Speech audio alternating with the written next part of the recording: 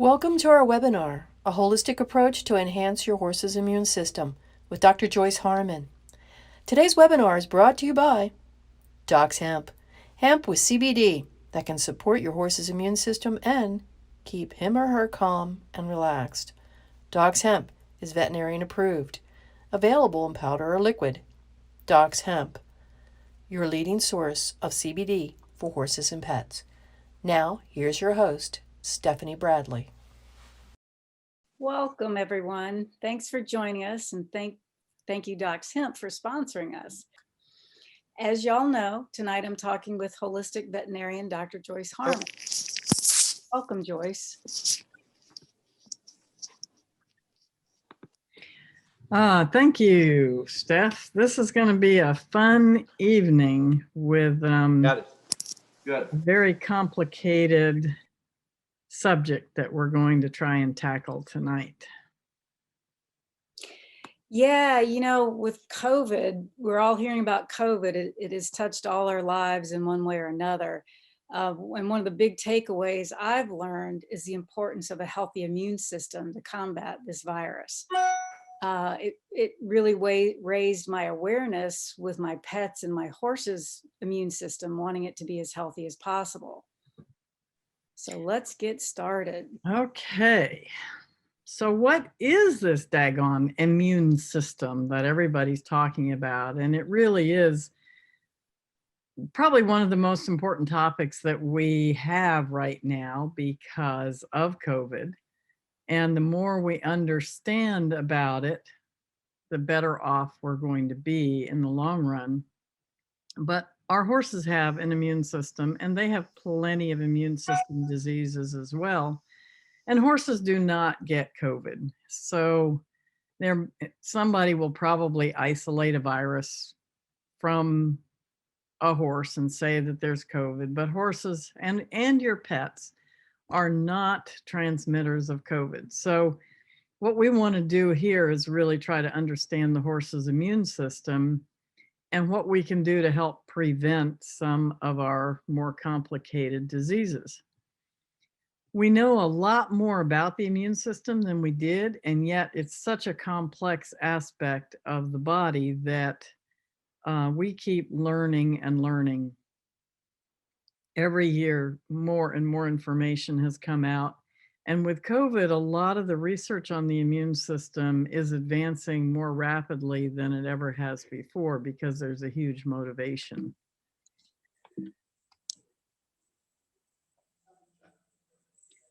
So what is this immune system?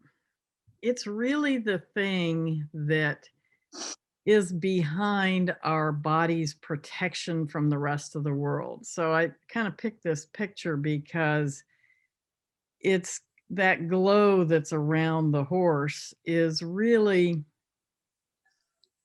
that's like our immune system just cradling our body, taking care of us, protecting us from all this crazy bugs that are all over the world, all kinds of pathogens. In the horse world, some of our biggest things are things like Lyme and EPM, influenza, rhino, and there's many more. All of those, and we've covered some of those in other webinars, but those are the things that we're trying to prevent. We're trying to keep our horses really healthy. In Chinese medicine, we call this immune system the Wei Qi, which is, again, it's kind of like this qi that goes all around the body in this protective layer. And there really is a lot more that we're going to learn about. And we're just going to touch on the How'd you do that? of how this all works, because each aspect of the immune system is something that we could do an entire webinar on. Yeah, could you break it down for us? Yeah, we will try. In a very simple way, there's two basic pieces. There's the part that we're born with, the innate system, And that is our innate ability to resist infections. And it's always terrible when the host's phone goes off. So hopefully it's turned off right now. So this innate system that we're born with, we all know people who never seem to get sick, and horses and dogs and cats that never seem to get sick, that live through their whole life and never have a problem. And then we know others, critters of all species, that get sick every time any disease comes down the pike. So that's the innate system. The innate part is that animal that is always healthy, has a good, strong, innate immune system over here. The acquired or adaptive part of the immune system is parts of the immune system that have learned that, oh no, here comes a flu virus. We know what to do. We need to react in a specific way because we know what that flu virus looks like and what it can do. So the acquired is acquired by getting sick very often, or getting exposed to a virus, getting exposed to a bacteria, getting exposed to a spirochete for Lyme disease. The body then learns how to respond in a way that will kill off that bug. And we'll talk about sort of a healthy immune system in a little bit, and you might understand a little bit more about how it works, but it's a learning response. And we also have vaccines that can help to trigger that response. And we'll talk a little bit more about those later on. This is not a vaccine lecture, but the vaccination creates this acquired immune response. So we have these two pieces of our basic system.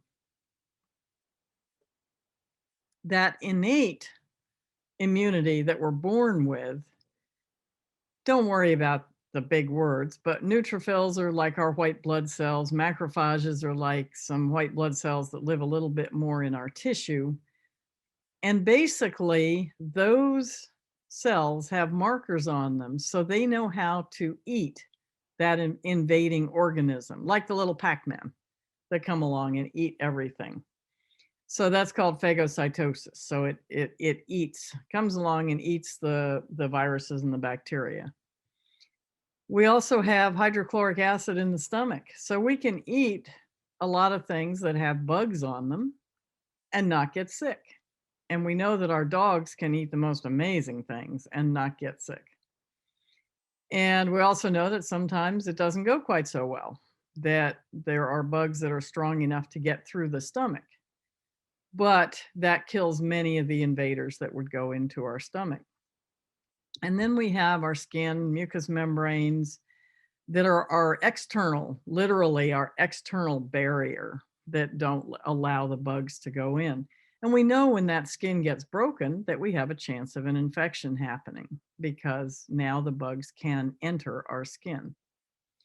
And then we have internally, we have our bloodstream, we have our liver, we have our enzymes, we have all kinds of parts of the body that can help detoxify, that can assist the immune system, those neutrophils and macrophages to do their jobs. So that's in a really simple way what we're kind of born with. Our acquired immunity, and you'll hear a lot these days about B cells or T cells, and these are parts of our immune system that circulate around in our body. So the B cells circulate antibodies to invaders that you already know about. So you could have acquired that knowledge through a vaccination, which basically triggers the immune system against, say, rabies. And the immune system then knows what a rabies virus looks like. and the B cells will circulate those antibodies. Antibodies are the Pac-Man that are going to help eat up or tell the body how to help eat up the invaders. And then we also have our cell-mediated part of this acquired immunity. The humoral immunity that's floating around and circulating, we can actually measure titers for. Sometimes you can take a blood test and you can look at the titers to see how well your horse actually has responded to a certain vaccination. And some of those responses are from vaccines, some of those responses are from natural infections. And so as we talk about COVID, we talk about these natural infections and how much immunity does that leave behind. The big issue is the cell-mediated thing that we can't measure. We can measure this immunity that's in the bloodstream, but we can't really measure the cell-mediated because they're inside the cells, they're inside the body. So we're not going to biopsy the whole body to see if we have activity. So in a research setting, we can look at cell-mediated immunity and we can learn about it, but it's very hard to measure it in the individual. However, you can have cell-mediated immunity against a virus, against a bacteria, against something like COVID, against something like Lyme disease, against West Nile virus. You can have this cell-mediated immunity that we cannot measure, so we can't say with confidence that this horse is protected against this certain disease. And can you go ahead and dive a little deeper on, oh, sorry, I got a little ahead of myself there. I was going to talk to you about vaccines, but you go ahead. Well, we'll get to that. But what I want to do is go a little bit farther with this acquired immunity, because it's about remembering this pathogenic agent, this virus or bacteria or whatever has invaded the body. And so that remembering occurs both from the idea of vaccination, but the body also has to be able to know, is it attacking itself or is it attacking this invader? And so some of our diseases, and we're not going to get into autoimmune diseases much here, but some of our diseases occur when the body has actually gotten a little bit ahead of itself and is not behaving, and its immune system is getting a little bit too aggressive. So what we want is information in that immune system so that when the bad guys come in, that the immune system knows what to do to go take care of them and get rid of them and make them go away.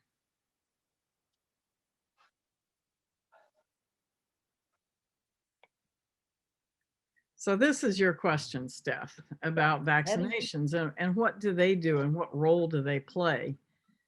So the vaccination is going to trigger the acquired immune system.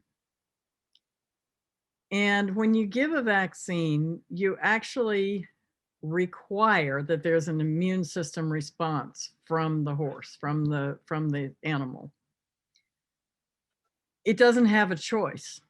And certainly if they get exposed to a disease, they don't have a choice either. The disease just comes. But what we have to be a little bit careful of is that we don't keep triggering the immune system to react all the time and wear it out. We can actually overwork it. And we can cause the system to get out of balance and to overreact. And in many cases, we don't need to keep vaccinating because we keep triggering that acquired immune system. And we already have immunity against the issue that we're vaccinating for. So in many cases, 1 or 2 vaccines in the lifespan of an animal will be enough to carry them through. In other cases, they don't always have a lifetime immunity. And this is something, maybe we should do a webinar just on vaccines at some point, because that's certainly a hot topic and we're not going to be able to stay with it tonight, other than to understand now that what we're triggering is that acquired part of the immune system. We're giving it knowledge or education. Right. And I was thinking titers are a way to test to see if you do have the immunity. Yes. So we can take a blood sample that will then tell us, and I provide for veterinarians, or for clients to give to veterinarians, lists of laboratories that actually run titers, because sometimes that can be a little bit difficult to get veterinarians to do, because they don't totally understand the whole titer concept. It's sort of easier just to give the vaccine.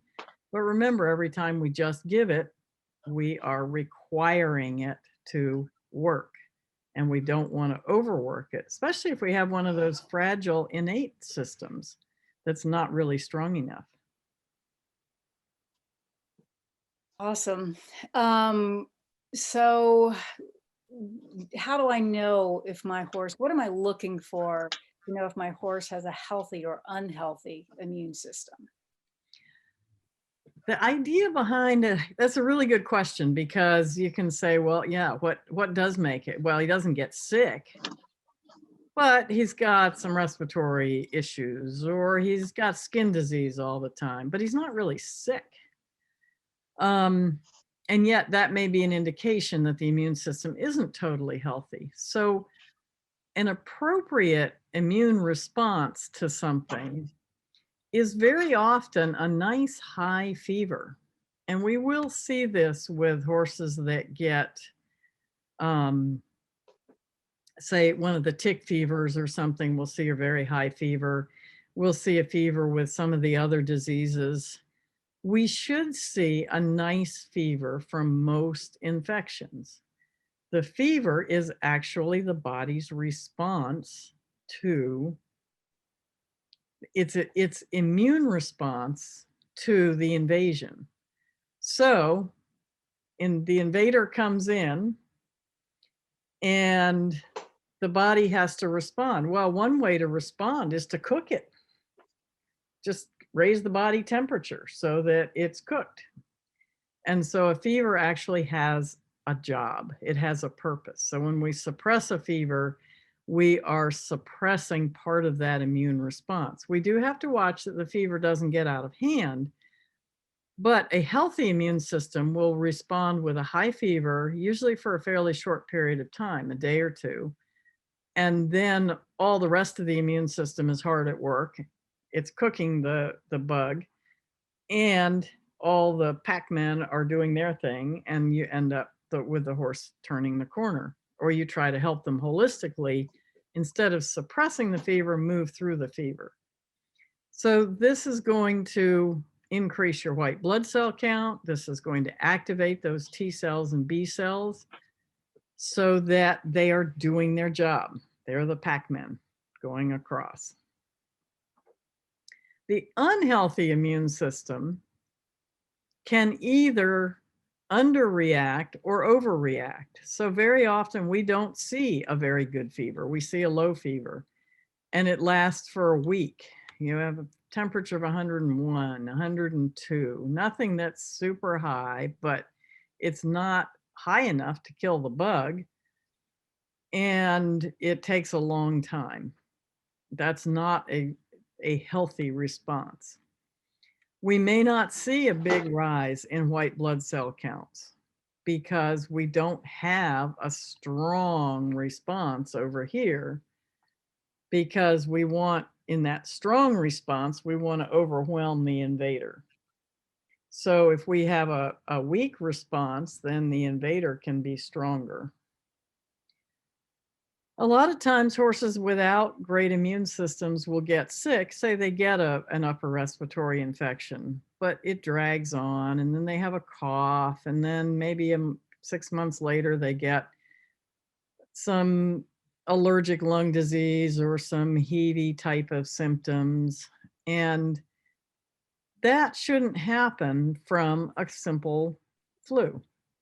You should get over it. The body should get over it. So that's the poor, the weak immune response. The other side of an immune response is an allergic or overreactive, an immune response that kind of goes crazy over something that's not very big. So you have this big, huge immune response to something that is like a pollen. Well, pollens are in the air all the time. The immune system shouldn't care. But an unhealthy immune system, you get this big dramatic reaction of the immune system because it's a pollen. Well, a pollen doesn't even classify as an invader, but the immune system is like, oh yes, it's invading. I have to do something.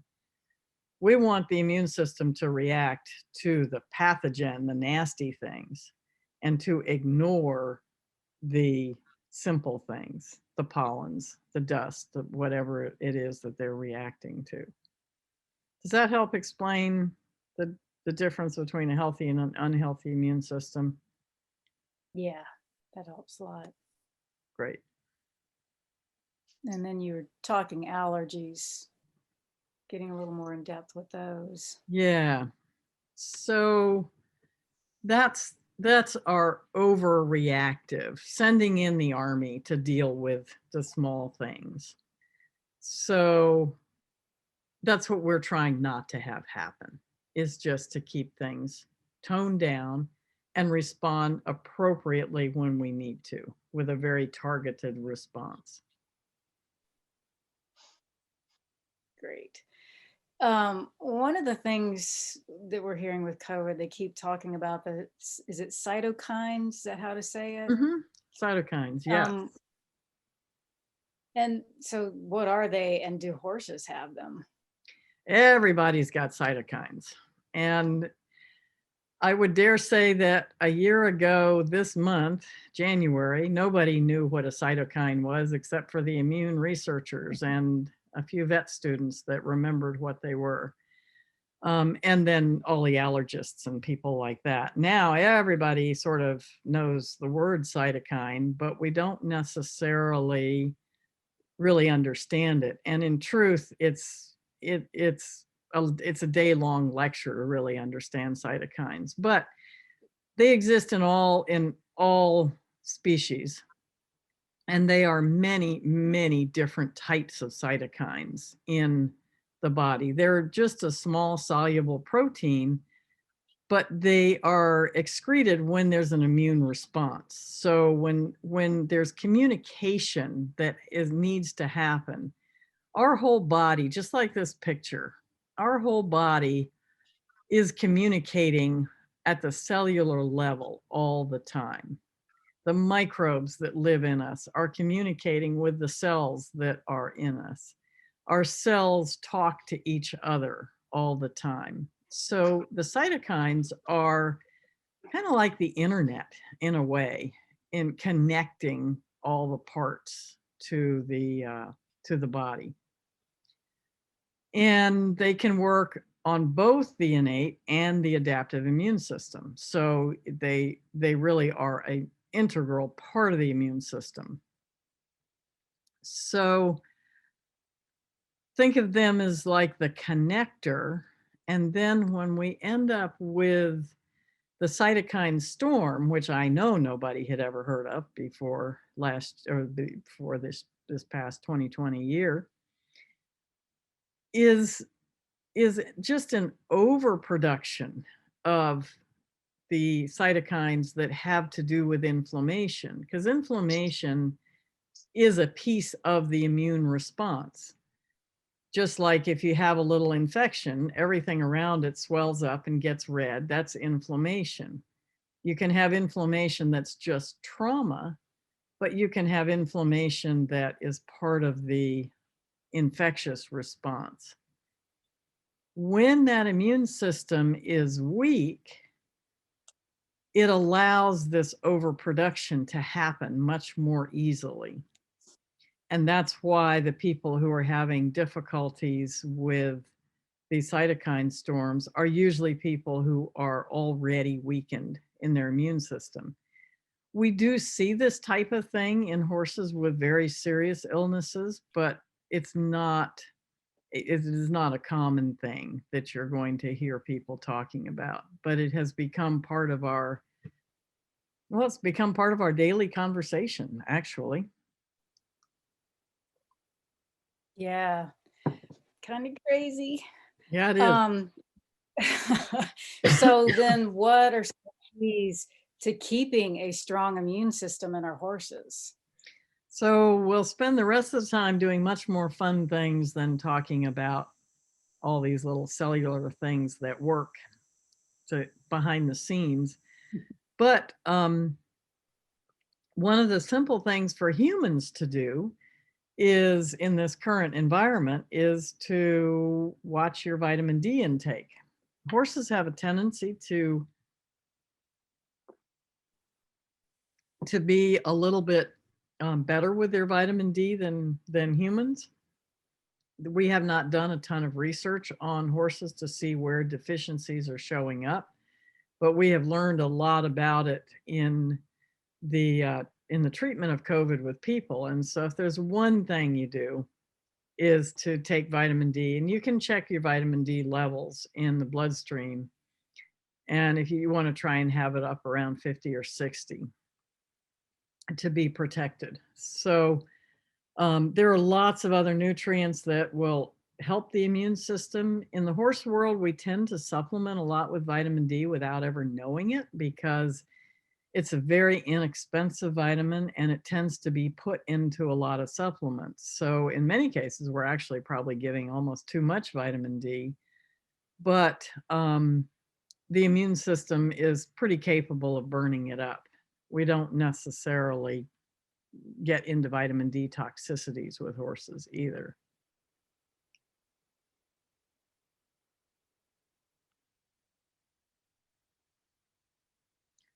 So moving on to the practical aspect of the immune system that we can get a little bit easier handle on is to understand that 70% of the immune system is in your gut. Horses, dogs, cats, all mammals, 70% of our immune function is in the gut, in these little things called Peyer's patches.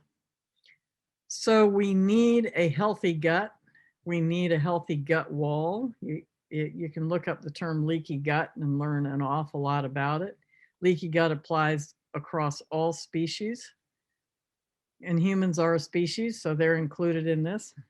Antibiotics, poor food, stress, all of those things affect the health of our, what's called these days, the microbiome.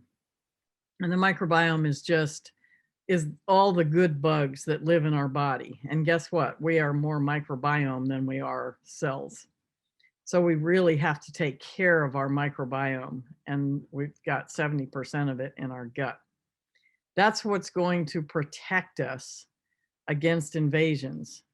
We have microbiome on our skin. We have it in our ears. We have it in our eyeballs. In the gut, most of the good bugs that live there actually come from the soil and not necessarily from our supplementation.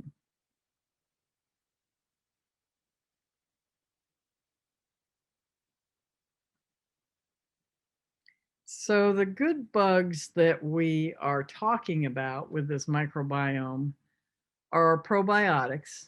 And we're probably even more familiar with the term probiotic than we are microbiome.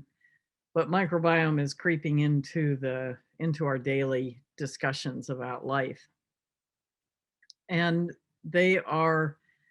probiotics are living microorganisms. They're bugs, they're bacteria, they're protozoa. There's over There's 500 to 1,000 to maybe even 2,000 different species that live inside the gut. And in the horse's gut, that's even more complex than, say, humans and dogs and cats and pigs. The microorganisms that live in horses, cattle, and a lot of our wild animals are very complex. And that's what does the work of digestion. What we want to do is to help the bugs that live there naturally. And if we are feeding probiotics, we're not necessarily feeding the probiotics that are the good bugs that live there. We're feeding good bugs that support the bugs that live there. And gradually we will start to see more and more products come on the market where we are dealing with soil-based bacteria.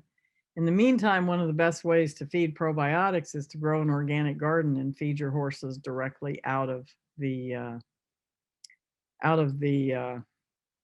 garden with the dirt still on the carrots or whatever. We also have probiotics and we have prebiotics. And prebiotics are before the probiotic. That's why they're called pre. And what they are is places for usually short chain fibers.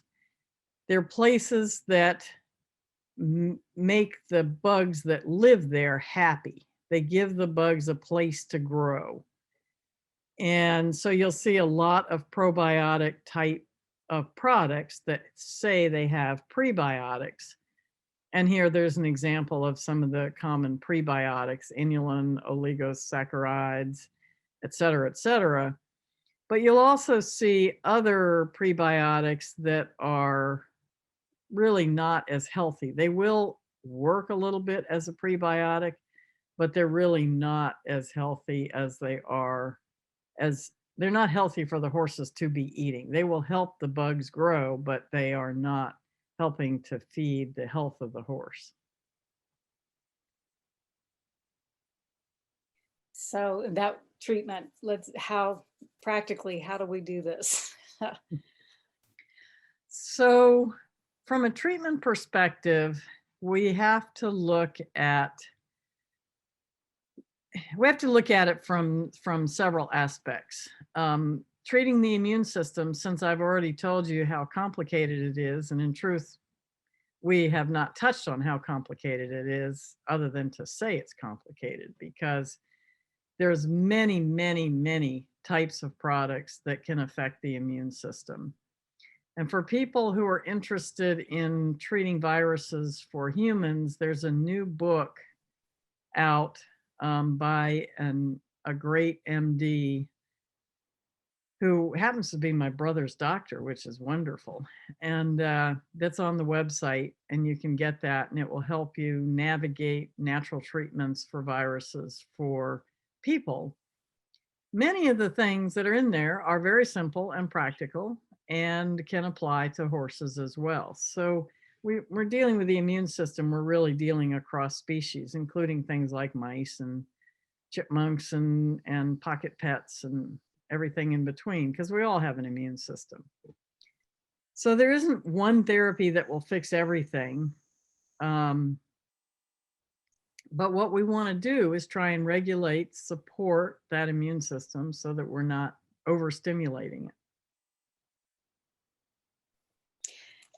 And so I have 4 horses. How do I figure out, what do I go for first? Like if I want to help all 4 of them at the same time, we're talking about individual treatments, but what can I do to help all my 4 guys at the same time, help them maintain and try to afford it? Because there's a lot of stuff out there.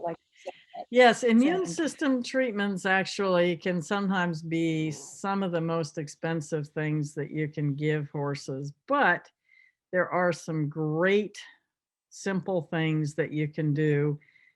And then you individualize the complicated horse, the horse that really has all kinds of issues.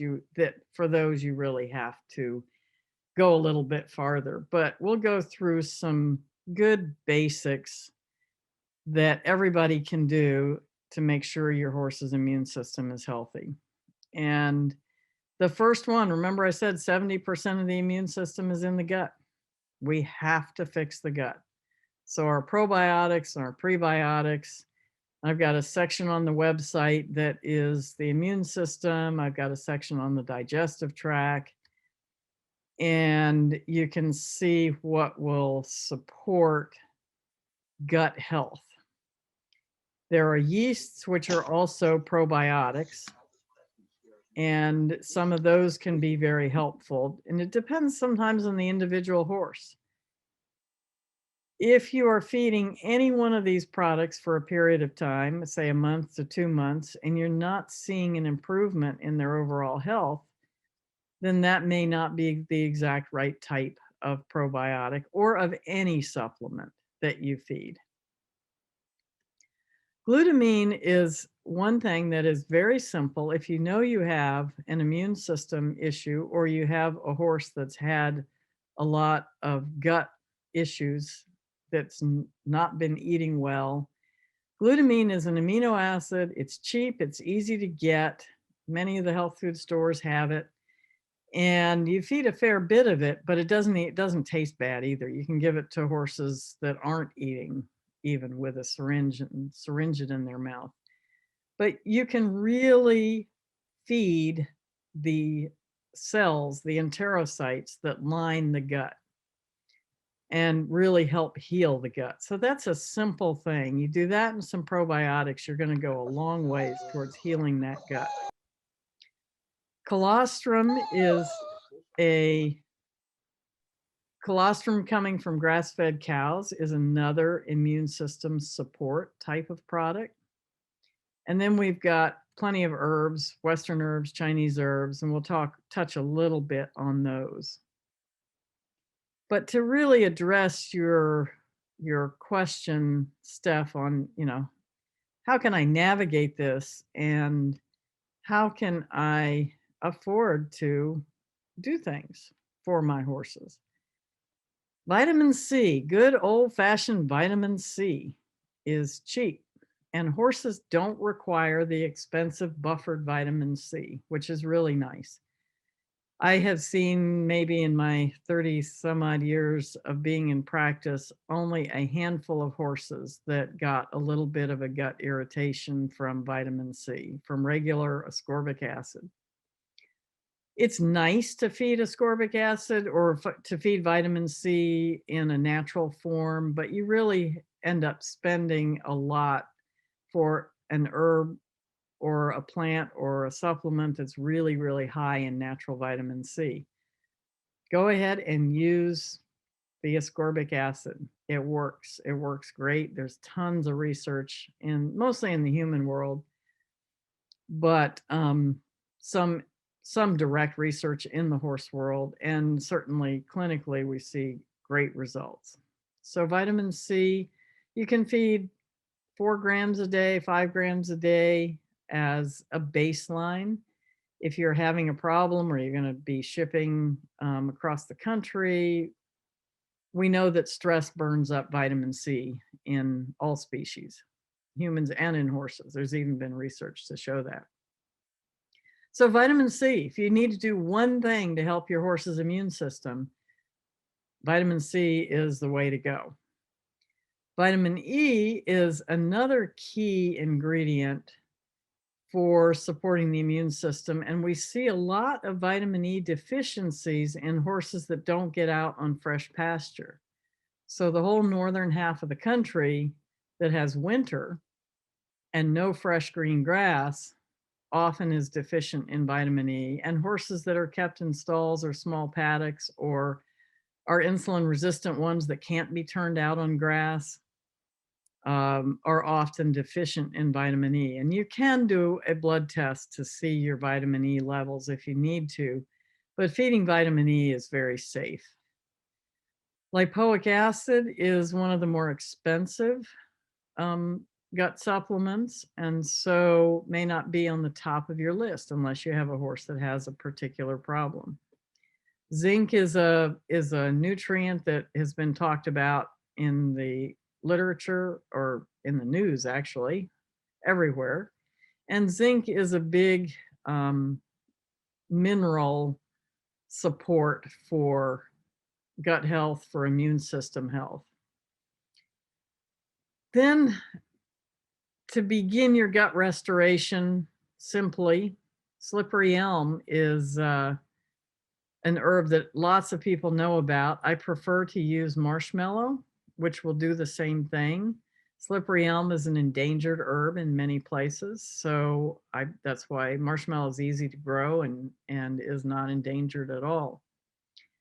And we've got formulas that will have herbs like peppermint, meadowsweet, milk thistle seed, licorice root, gotu kola. And you can make these formulas up yourself, or you can acquire a few of these herbs yourself and feed them without harming anything.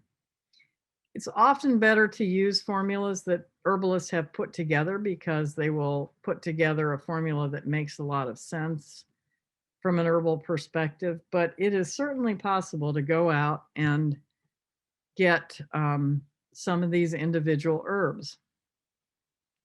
Ginkgo is an herb we tend to think of for the brain, but it also can work very well in the gut. We'll spend a little bit of time on vitamin C, but I think I said most of this already. In humans, if you get to what we call gut tolerance, you get a little bit of diarrhea from your vitamin C. In a horse, it's very hard to get to that diarrhea stage, even using the regular vitamin C. You could go as high as 10 to 20 grams if you need to for short-term therapy, if they're going through a viral infection or some other type of illness. But usually 4 to 6 grams will take care of you. Your vitamin E, you can get some, you want to always use with vitamin E your natural source, which is your tocopherols and tocotrienols. The synthetic vitamin E is not as well absorbed and does not function as well. You will have some effects from it, but not, it is not as good. And you'll see that listed as D and DL tocopherol. The D tocopherol is the one that you want. You don't have to use expensive, high-tech vitamin E. Simple, natural vitamin E. Horse Tech has some natural E that's relatively nicely priced. And so that lets you add vitamin E to your protocol, especially if your horses are not turned out on fresh grass. We can easily go up to 10,000 international units of vitamin E in a horse without any problem at all. And if we're deficient, or we know we're deficient, probably a minimum of 5,000 is what you should use. If you're not deficient, or your horses have plenty of pasture, you may only need 800 to 1,000 units.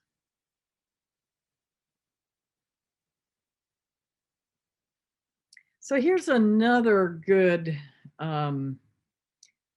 inexpensive, but really, really effective source of immune support is your essential fatty acids.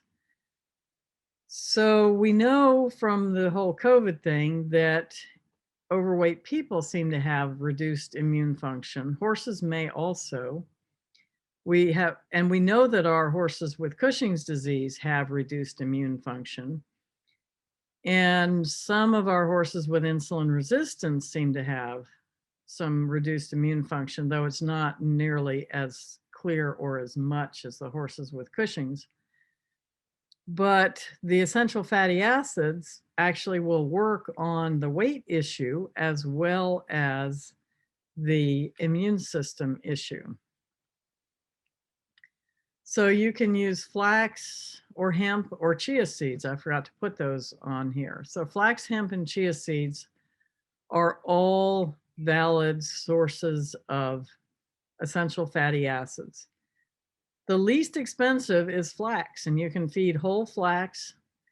You don't have to grind them, but you can. If your horses have bad teeth, you definitely want to grind them. If not, let the horses do the grinding, because if you grind your flax seeds, you have to feed them and clean the grinder right away because they start to oxidize. So if their teeth do the work, you don't have to worry about that. And you can get a big bag of flax for very inexpensively, and it will stay nice and stable. Once it's been stabilized, once it's been ground, there are some companies that sell it as a naturally stabilized source, and you want to be using a naturally stabilized seed if you grind it. So that's a nice, inexpensive source that everybody can use. You start to buy hemp for everybody, and you start to buy chia seeds for everybody for your whole group of 4. And that can begin to add up a bit more. But when you have a big group, go ahead and use your flax. You're still going to have great essential fatty acids. Great. For the minerals, is our soil good enough that they can get it from the field, or is that something I would probably need to supplement with? Yeah, minerals are actually one of the most deficient things in the horse world, probably in all the world, because the grains and the hays are mostly grown in mineral deficient soil. So minerals, we could do a whole talk on minerals. The minerals act as coenzymes to many, many, many different pathways in the body. Part of the immune system, part of the digestive tract, part of the liver, part of the detox system. They're so important. I very often will use a free choice mineral. I use Rush Creek mineral as a free choice and let horses pick how much they want to eat. One of the minerals that we have to pay particular attention to, and it has a big effect on the immune system, is selenium. I mentioned zinc a little earlier, but selenium, we think of it as a muscle mineral, but it is a big immune system mineral. And if we can get it in a citrate form or a picolinate form, then it will be better absorbed. Much of the time you won't see it in that format, and that's okay too. The horses will still get some. Much of the country is deficient in selenium, but there are places out west where it's actually toxic in selenium, so you don't want to add it out there. If you live in those places, you probably know that. Zinc is our other big mineral that we hear a lot about, and it actually seems to inhibit the growth of some of the viruses. And it's also, I think, very important in eye diseases. And there, the dosing is usually 100 to 200 milligrams. Now we start talking about money. This is where life starts to get a little bit more expensive, is we get into the beta glucans and the mushrooms. And yet, this is where you look at your group of horses, Steph, and you go, okay, 3 of these guys they're doing okay. But this one over here, we're having a lot more issues with. So this is where you go ahead and spend some money. Mushrooms, there is so much research on mushrooms of all different types. And the mushrooms affect most body systems in a positive way.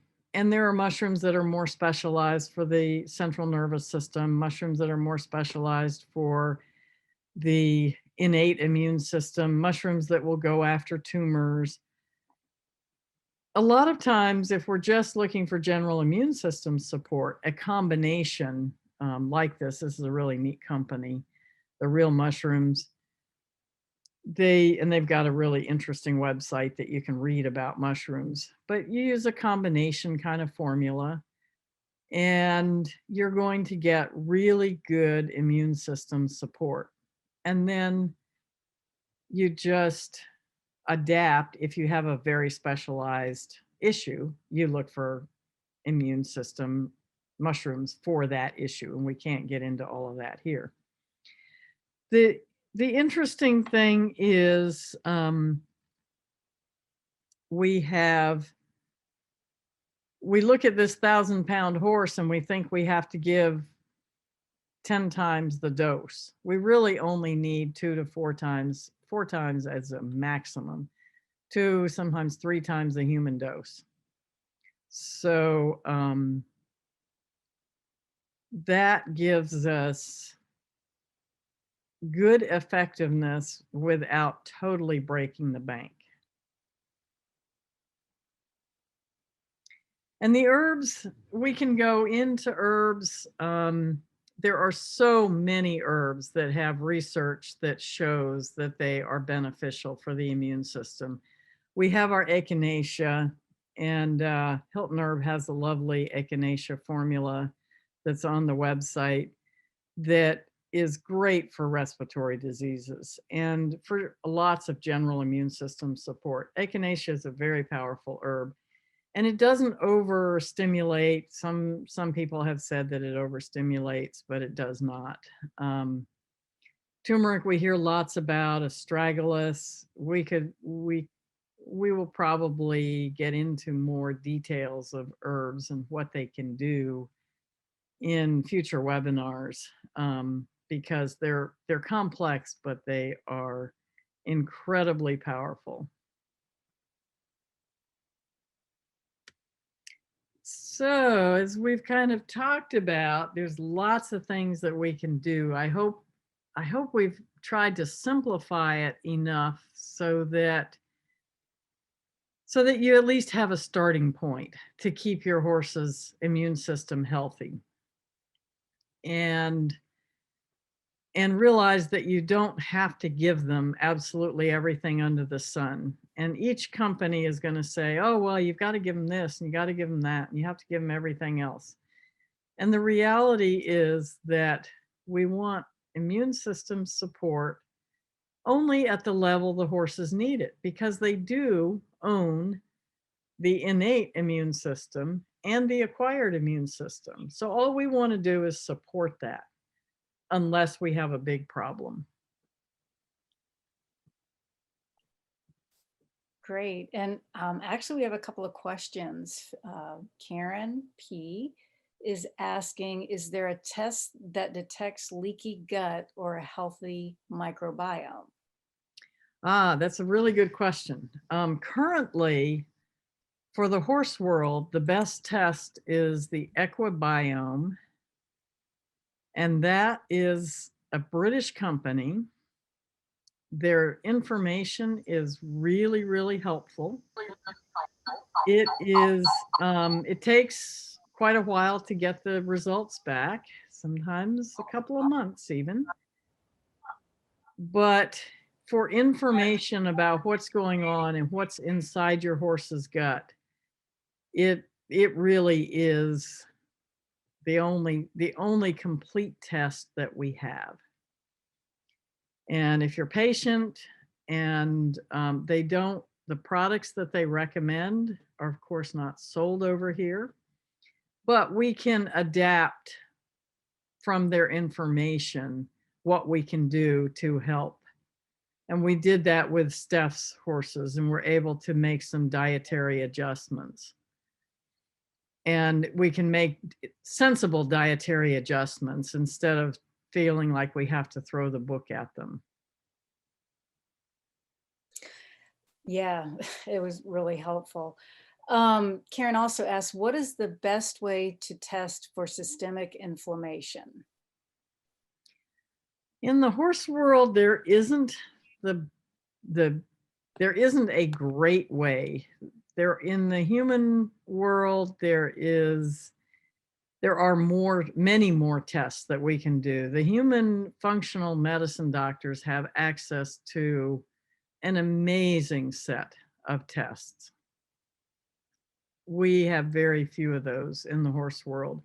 So what we end up doing is working with a Chinese trained vet or homeopathically trained vet, or holistic approach vet, so that we can look at the whole animal, look at things like the color of their tongue, feel their pulses if you're Chinese trained, look at the history of what's going on from a homeopathic perspective, from a holistic perspective, and then we can proceed to treat based on that information in a holistic way and support that level of inflammation without having to have the exact diagnosis. And what we're really actually relying on is the research that's been done for people that look at, say, something like hemp and CBD or turmeric, and look at the anti-inflammatory or the ability of those types of herbs to reduce inflammation in the horse world. And we're using the research done in other species, but it's perfectly valid for the horses. And one last question. We have like 2 minutes left. And I can empathize with you, Karen. Besides vitamin E, what else is critical to supplement a horse on a dry lot? Probiotics and minerals are your big things. In a dry lot, they're not even getting access to the dirt that's in the pasture, which is a source of minerals. And we know that horses that are confined to dry lots most of the time have a few other issues. Parts of the country, though, actually only have dry lots. And so there is no access to fresh green grass, especially in many of the places out west. So they are not getting natural probiotics out of the soil. And so that would be the good solid base, is minerals and probiotics. And then your vitamin E on top of that. Wonderful. Regina's asking, what is the title of the book from your brother's doctor? Real quickly. The treatment of, let's see if I can, nope, not that one. Holistic Approach to the Treatment of Viruses. I just put it up on the website last night. It was just published a short time ago. And he's a really highly educated, very cool person. Functional medicine. He's written many functional medicine books. There's probably, I don't know, 10 or 15 of them over the years. So this is just his latest contribution. And it's easy to read. There's case reports. Very, very useful book. Awesome. Well, thank you everyone for joining us, and Joyce for your expertise. And I want to thank Doc's Hemp again for sponsoring us. And so thank you, Joyce. Thank you, Steph. And I think we've had some hope. We've had some fun here, though. The immune system is a little bit more of a slog than true fun, but this will allow your horses to be healthy, and they can have fun, and then you can have fun. Yeah, and everybody, y'all stay healthy and safe, and we hope you'll join us next month for another webinar with Dr. Joyce Harman.